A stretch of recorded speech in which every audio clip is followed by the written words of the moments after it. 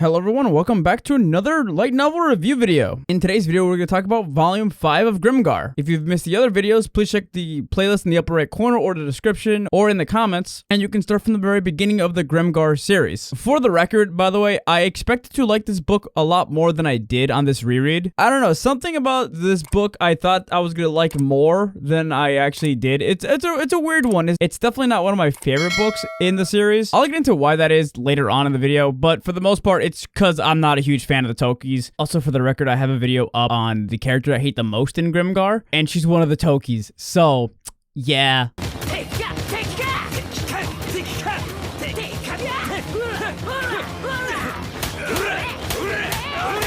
If you are new to our review videos, just know that I'm going to actually go through the plot, the characters, and the themes of the book, and at the end of the video, I give it a review from A+ all the way down to F. But let's begin with Grimgar Fantasy and Ash, Volume 5. Hear me out and try not to laugh. What the fuck kind of title is this? It starts with Haru and his friends actually taking on a Estral by themselves and actually not having problems fighting it this time. There is also a 6-month time skip between Book 4 and Book 5. After they're done killing the Estral pretty effortlessly, honestly, they introduce a new species of monster in the Wonderhole, and they're basically satyrs that are also parrots. They just repeat everything you say exactly with your voice, which is pretty creepy, actually. They have to go through an entire town full of these things, and they're really uncomfortable because whenever they talk, especially Ranta, the satyr things that are considered devils are mimicking their voices and annoying the hell out of them, and it makes them want to be quiet the entire time. But Ranta doesn't really seem to know how to shut up, and he makes it worse. And that is one thing about this book that I do genuinely actually like. There's a lot of world building and introduction of new monsters and new areas of the world. Haru and his friends, however, find another hole in the Wonder Hole. That's a weird, actually kind of a weird phrase. But essentially, they find this giant hole on a path that they always go through that they didn't notice before. And when they find this new hole, a new group of people are introduced into the story called the Tokkis. They have been mentioned in past books, however, and they're essentially Kikawa's party. And Kikawa is one of the people that was actually brought into Grimgar with Haru and his friends, and he got actually recruited into a much older party, which was actually very lucky for him. They are, however, considered like the jokesters of the volunteer soldier corps, and they're very chaotic as hell, and they barely ever plan anything. And the best way to explain to you guys how they are is to picture the exact opposite of Haru's party in terms of how they tackle combat. They're not safe at all, and they don't really plan things out, and they do whatever they want. If Renji is the opposite of Haruhiro in terms of capability and strength, Tokimin is the opposite of Haruhiro in the way he portrays himself and holds himself in a public setting, essentially. Like, he holds himself up much more confidently than Haruhiro does, and much more charismatically than Haruhiro does. And I will talk about the other party members a little bit. If you guys want me to make an entire video talking about the Tokkis, let me know. I'll make a whole video on that separately. Tokimin, the leader, and he's a paladin. However, it's been stated multiple times in this book that he doesn't fight like a conventional paladin. And this comes back to him being exact opposite of Haruhiro in some things. He actually does not fight how his class is supposed to fight. He actually rushes in there and fights more like a Dread Knight, if anything else, because he's a lot more nimble than most paladins, I guess. You have Kikawa, the best boy in the party. He's actually a nice guy, to be honest. Like, there's nothing really bad to say about him. He's a little annoying, kind of a kiddish personality, but he's honestly pretty peppy, energetic, and always very positive. Him and Ranta also have a pretty close friendship as well. And Kikawa's class is a warrior. And those are the only two party members that I actually consistently seem to like. The other ones are Tada, the most gaslighted to ever be gaslit. Good fucking god, does he suck sometimes. And there's other moments where he's actually kind of funny. But for the most part, he's very much a mixed bag. At one point in the story, he insists that he knows where he's going and leads Haruhiro and his party down the wrong area. And Haru asks him if he's lost. And then he proceeds to ask, well, what if I am? Is there something wrong with being lost? And he tries to fucking make it Haruhiro's fault.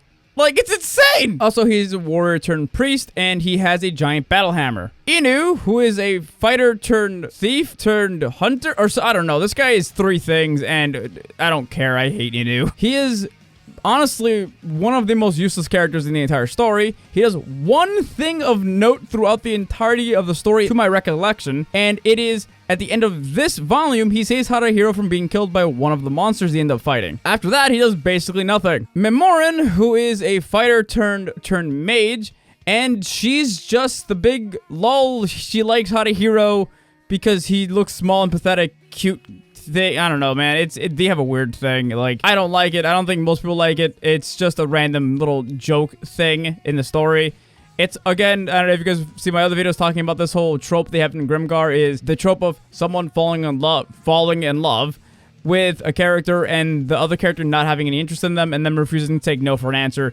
It happens so often in Grimgar. It's just an annoying trope to keep going back to. And also, Memorin throughout the entirety of this story doesn't really do much other than annoy Harihiro, I think. Yeah, that's about it. Yeah, she kind of doesn't do much. Anna, who, by the way, I refuse to call her Anna-san because she doesn't deserve the respect, is the worst character in Grimgar. Fuck you, fight me. She is a priest, but not much of a priest. She's just kind of there to be a cheerleader. Whether or not you enjoy this book is going to heavily depend on just how much you enjoy the Tokkis' screen time. And yes, I'm very aware that I don't usually talk about characters until like the end of the video, but the Tokkis are so important to this actual book that it's better to just get it out of the way now and then talk about the problems I have with the characters near the end more. I'll go into my problems with them later on. For right now, we're going to go into what happens after the meetup with the Tokkis in the caves. The Tokkis and Harihiro's party realize that they probably should search the inner side of this special hole they found together, and they eventually start finding different monsters down in the holes. And these monsters are basically these little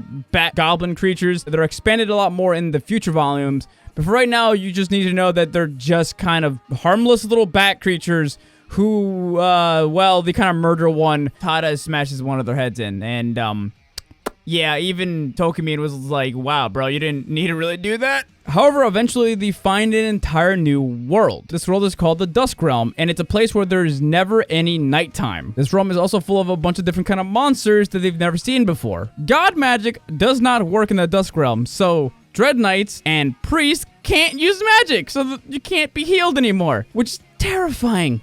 However, before Harihiro and his party and the Tokkis decide to explore the new world, they go back to an outpost and actually prepare for the next day and rest. Unfortunately for Haru and his party, their Tokkis are kind of shit stains, and they decided to try to essentially steal the credit for finding a new world by exploring it themselves, and it doesn't really go well. Listen,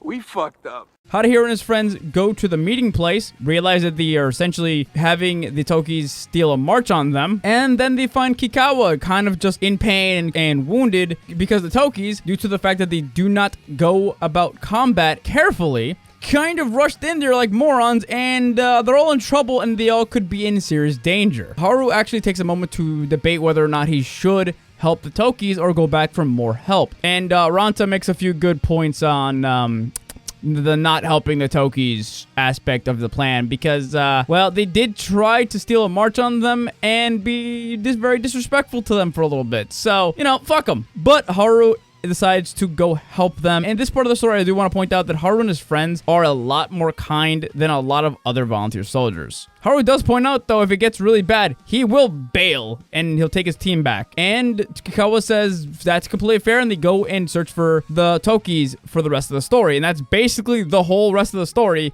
is them searching for the Tokkis in the Dusk Realm, getting into problems with all the different monsters in the Dusk Realm, and fighting them off. This is like 90% of the story is just action. I will say I do think the action is pretty damn good.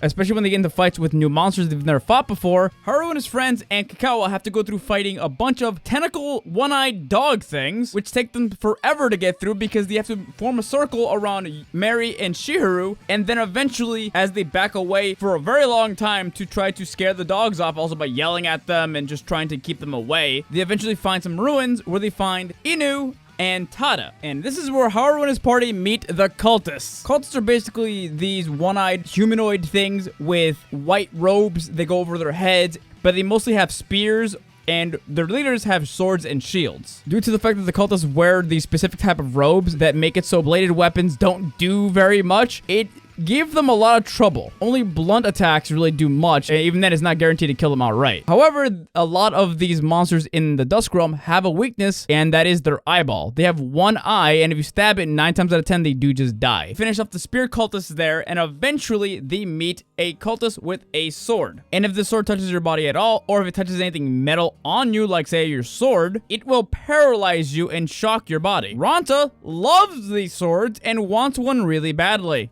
He eventually gets one and decides to name it, oh god damn it. Yuck, I got me a sword. For the tingling paralysis you cause when you hit, I christen you Lightning Sword Delphin. Yay! Yes, yes, yes.